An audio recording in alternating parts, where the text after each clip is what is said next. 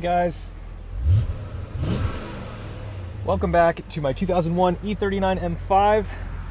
Kind of an odd day here in Massachusetts because things are getting obviously very strange with the virus kind of spreading. But in the interest of keeping things a little bit normal and solitary, I guess, I wanted to take you out for the first drive of this season in my M5.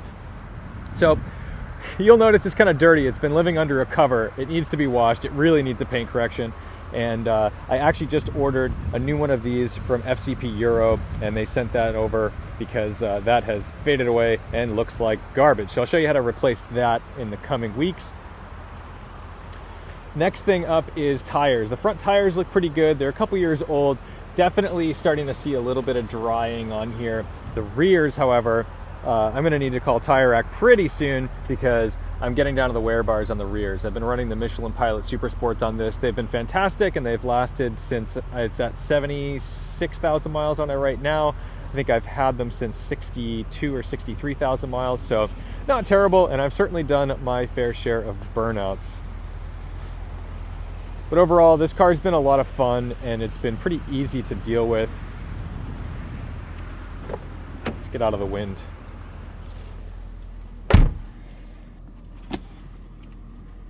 This car has the extended leather, so there is leather everywhere, which means I try to condition it as much as possible. And really, it's kind of frustrating though, because the dashboard is leather.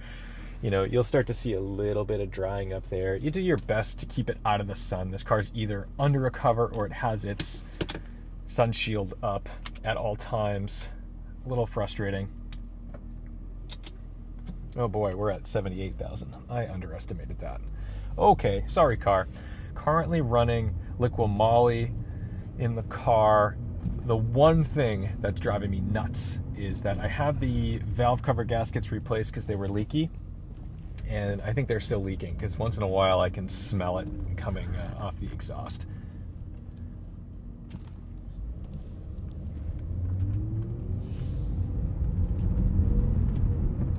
California just issued a shelter-in-place order. Massachusetts is not there yet. I don't know that it will happen, but it very well might. I've actually just left Boston because I don't want to be in the city. We had one of the bigger outbreaks. This fellow, oh, there's a no turn on red. Thank you. Abiding by the law. Jesus is proud. We probably will have some sort of restrictions in place soon. But one thing I'm noticing is a lot of police are out. I'll show you on the highway.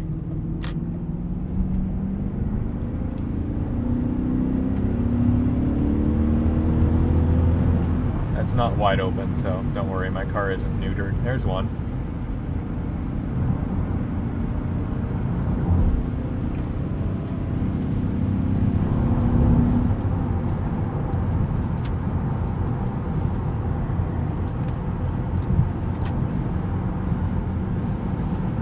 In recent news, I have quit my job, and I quit my job early March, so right after that happened, that's when this whole outbreak started in America. Let's see, I bet we got one in here. Yep, there's one. Doesn't look like they're out pulling people over. It looks like they're out just, you know, keeping an eye on things, which is interesting. There's still a lot of people on the roads. But yeah, I quit my job just a couple weeks ago. And it wasn't because I had some huge thing planned. It was just, you know, I was very unhappy. And I really enjoy filming, and I've been doing a lot more freelance work filming and earning enough to kind of pay my bills. I'm certainly not earning what I was in my salaried position, but who knows, maybe it'll build to that position. Now everyone seems to be working from home. Let's see about this one. Nope, he's gone. So this comes down to like figuring out what makes you happy. And I went to college for mechanical engineering, and I was not a great engineer. I got through, I made my way, and then I went into some industrial stuff and I worked in some factories, and that was fine. But at some point, I think I really just lost the interest, and it became just for money. It was just to make sure I had a healthy paycheck, that I could save my cash, that I could buy a Porsche, that I could buy an M5, that I could maintain these cars, and that I had health insurance. And at some point, it no longer mattered, and I was just so generally unhappy with my day-to-day life, and the cars weren't helping. Buying objects and saying, oh, but at least you've got this air-cooled 911 or this old M5. I couldn't enjoy them because every day, 8 hours a day, you're going in and basically having panic attacks, and all you're thinking of is, God, when can I get out? So on the weekends, you don't really find enjoyment by driving these cars. It's just that minor relief of not being there. So anyway, that's my life update. But right now I'm having a great time, and I think the biggest way you can support me and other YouTubers is just to watch our videos. If you like the cars, you like the videos, you like the people, watch them. If you want to go the extra mile, go ahead and you throw $1 a month at Patreon, and that's fun. But I understand that times are very strange right now, and Patreon may not be a place for you because $1 might matter. So anyway, back to the M5. I've kept this car for the last, say, 6 years just because it's such a treat to drive. I can still get out and just... I drive faster in this car than I do in the M3, to be honest with you, because the gearing is a lot more happy on the highway. In 6th gear, 80 miles an hour, we're below 3,000 RPM. In the M3, we're already at like 3,200 RPM. So in the M5, this is such a treat. Some things that we're going to need to update on this car soon, because it's just getting up there in age, things wear. The cooling system is probably something I'm going to completely overhaul, and I'll go through FCP Euro for that, because that's going to give me all new hoses, radiator, and a water pump. I'm pretty sure that these water pumps use a lot of plastic, and plastic ages and dries and gets brittle. So at some point, this has got to be completely overdone. But certainly, I'm not going to be doing any long road trips while I'm on these kind of brittle, old, wearing tires. But for the moment, it can do little runs up and down the highway. But how are you? What are you doing this season? Because everything's already canceled. Luftgekühlt is actually still slated to be on in May in Durham, but I don't know if that's really going to happen. Cars and Coffee Italy has completely shut down their 2020 season, which is wild. That's the epicenter of Cars and Coffee. That's the Cars and Coffee land. Meanwhile, here, no one's really announced, but I would imagine that's going to slow down, if not completely end. And a lot of folks in the car community are either the kind of people who need to be at car shows, need to be experiencing other people, need to be talking to people, or they're a little more introverted where they can just sit at home and work on their project car and kind of tinker away in their garage. And to those people, I think you're going to have a great couple of months and maybe a great summer, but please, for the love of God, be careful in your garages, because the last thing I want to hear about is people getting crushed to death by their car and no one finds them for days because they're in isolation and they didn't use a jack stand. So do your best if you're working on your car alone. Make sure that you've got proper ventilation so you're not running a car and you pass out under your car and die there, or that you have extra jack stands or even just a couple wheels and tires slotted under your car. So if it does fall off of something, you're not totally trapped. What I'm seeing a lot is people with stuff in their cars, and it's very sobering right now because I know a lot of people are leaving. They're leaving town. They're going somewhere a little more deserted. They're going to their parents' houses, which sounds like a great idea. I did that. I would be very cautious about that, though. If your parents or whoever you're staying with is in rough shape, make sure that you are not going to be the one that brings it to them. We don't want to see older folks in rough shape just because their kids left spring break early, or they left college, or they came out of a densely populated city where they were interacting with dozens of people a day, and then they go home to their parents who are immunocompromised, and suddenly they're on a ventilator. This is going to be really interesting in the coming weeks. I don't know what's going to happen, and I think it's really important that we do our best to avoid some of the Facebook craziness. It's really tempting because everyone has something to say. Everyone has something to say about, oh, the hype is not real, or the hype is very real, or false information about how it can be transmitted. So just use your best judgment and find reputable news sources. But at the very least, just stay away from people. I mean, you know, that's not so hard. Most of us are pretty much isolationists to begin with. Let's jump off the highway here.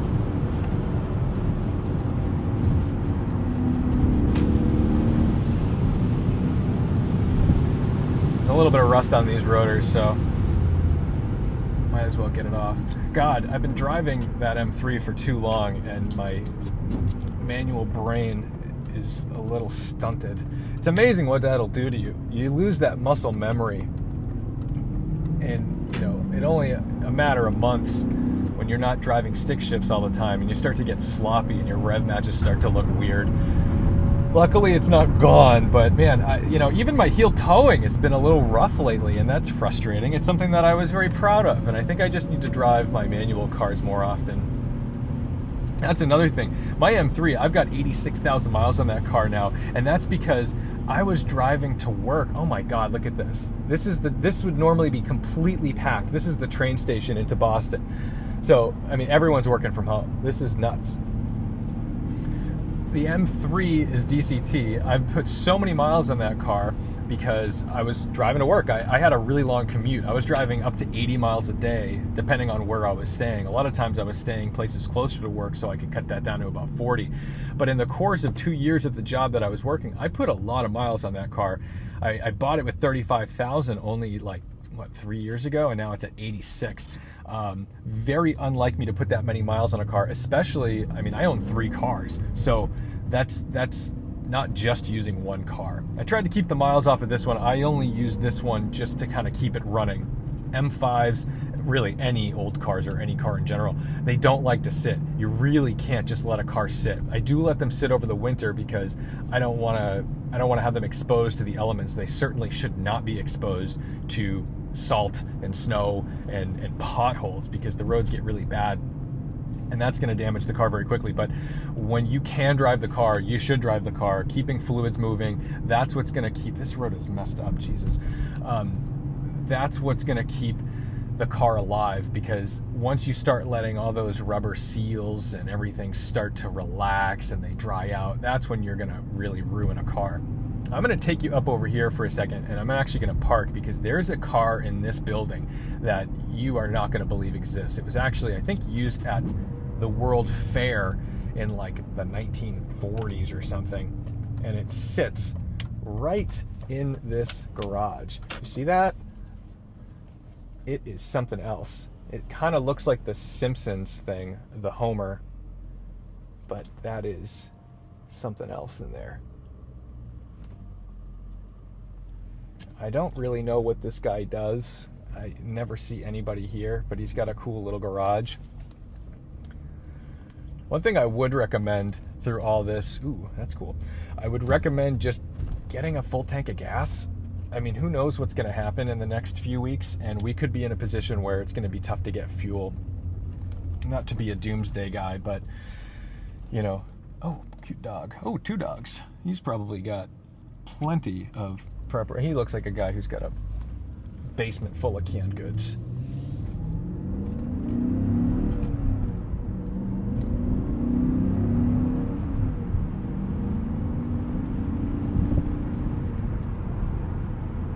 But do the necessary maintenance on your car. Make sure that you've got things kind of prepared. If your car's in rough shape right now, it might be a good idea to have it fixed now, because not because you're going to have to travel cross country to find salvation, but mostly because you may not be able to get the car fixed if they shut everything down for a few weeks. You might be in a position where service bays are very quiet, and they're not allowed to work on cars. And if you do work in the service industry, if you're working on cars yourself and you're a mechanic, be smart about gloves. Use PPE, because you don't know who's giving you these cars. And I think one of the big things that we're going to go straight. One of the big things that, you know, you're touching things, and COVID-19 does live on surfaces, what they're saying, for up to 3 days. So, you know, if you're getting a car in your service bay, maybe a good idea just to wear some gloves, if not wipe down any touch surfaces with isopropyl alcohol. Which brings me to another point.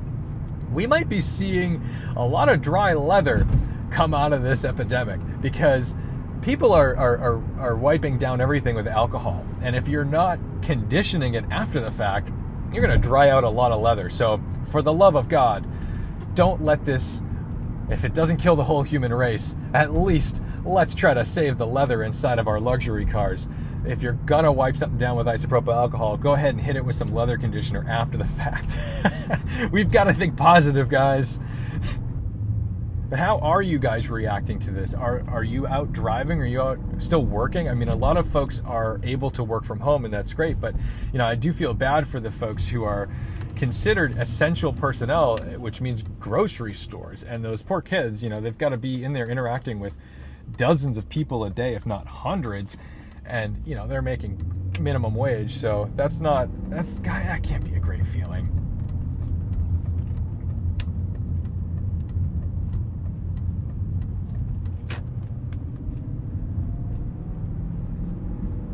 As a kid, I definitely had my share of OCD. I mean, I was the type of kid who needed to lock doors 3, 4, 5 times. I couldn't sleep until I was certain everything was in its place.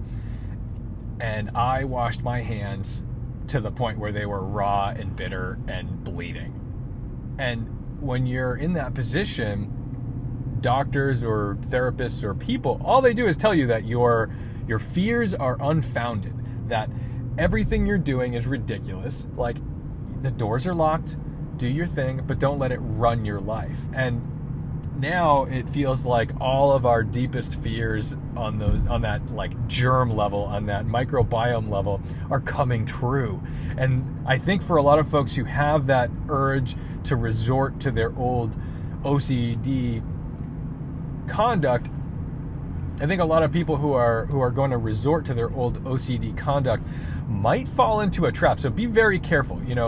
There's people who are going to have a lot of trouble with isolation and with the fear of germs. The isolation is interesting because people who have drug problems, alcohol and drug problems, if they can't be in meetings with people of 10 or more, that means that AA meetings are going to be canceled. And I think that's going to have a huge impact on a lot of folks who need meetings to get by. Then you've got folks who are immunocompromised but need to be able to get groceries, so they're going to have other people do that for them. So help out your neighbors, do your thing. But for now, I'm just going to keep making videos, try to get out and drive when I can, clean up my cars, do some work on my cars, and of course respect the drive. Because one thing I said earlier, and you saw them out in force, there are a lot of police out there, and what I don't want to see is people abusing that. Because look, you don't want to be driving super fast, because the cops, they're going to pull you over, but they also don't want to interact with you right now because they don't want to get sick, and if the police get sick, then they can't do their job. So we need our police, fire department, EMS workers, all these people, we really need them to be healthy at this point, because if they're not, it could be super detrimental